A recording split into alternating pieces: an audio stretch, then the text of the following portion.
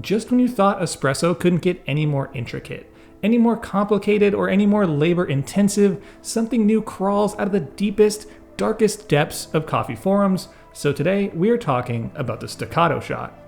Staccato in Italian means to detach. So in the case of espresso, we're essentially going to separate or detach the grinds by size. So it goes without saying, but you'll need a sifter capable of separating the sizes, or one capable of different size screens, a good amount of time, and some patience. But the real question is, does this time, patience, and meticulous preparation really pay off in the end with a shot of espresso worthy of the investment? Well, that's what I'm here to find out. When it comes to sifting espresso in general, I found the outcomes to be rather lacking. Without the variance in grind sizes, you lose a lot of the complexity and texture in your shots, which for me is a key draw for espresso. The main difference between the staccato and your standard sifted shot is instead of removing the fines and boulders from the brew for one consistent grind size, you're actually layering them separately, which in theory is to gain the benefits of each. But in order to have enough grinds in each layer, this did require a little bit of trial and error with the filter sizes, as well as the amount of coffee ground.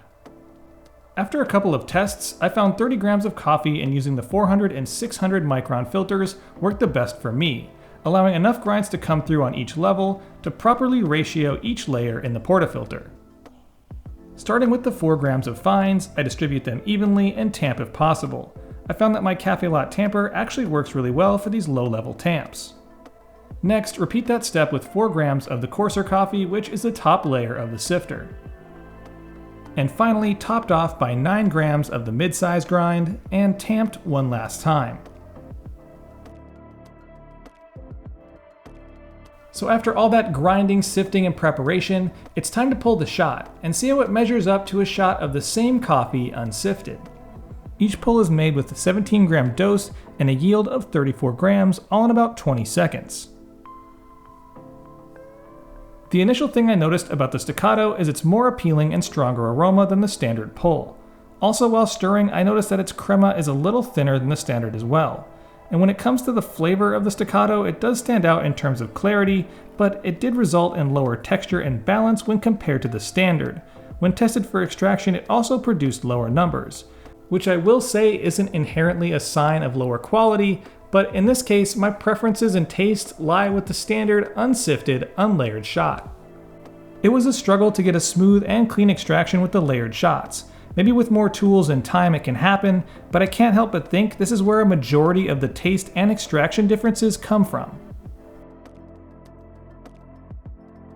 If it isn't obvious from the last few minutes of this video, the staccato just didn't live up to the expectations. The process of making espresso is already complicated and packed with variables. Adding a more difficult, messy, and albeit wasteful sifting process into the workflow is a hard sell. Especially when the flavor outcome isn't the tongue-based flavor epiphany you'd expected. Personally, I have yet to find a real use for the sifter that really pushes the boundaries of espresso, and find it useful only in very certain circumstances with filter coffee. Like I mentioned earlier, the various grind sizes all mixed together creates the complexities and textures that I find so appealing about espresso. Of course, as always, I highly recommend you try this for yourself if you have the abilities and the tools available, because this is just one Spro's opinion, and based on what I've read online, I do fall into the minority on this topic. But now, I'm going to wrap this one up. Drop any questions you have about the staccato, espresso in general, or shot styles you want me to be exploring in the comment section down below, and as always, I'll see y'all next week. Thanks for watching, and if you enjoyed the video, don't forget to like, comment, and subscribe. And if you want to help me make more and better videos, become a Patreon at the link in the upper right hand corner or in the description. Follow my Instagram at Sprometheus for content throughout the week, my blog at Sprometheus.com, my coffee at littlegiant.coffee, and as always, stay caffeinated. Pony Boy.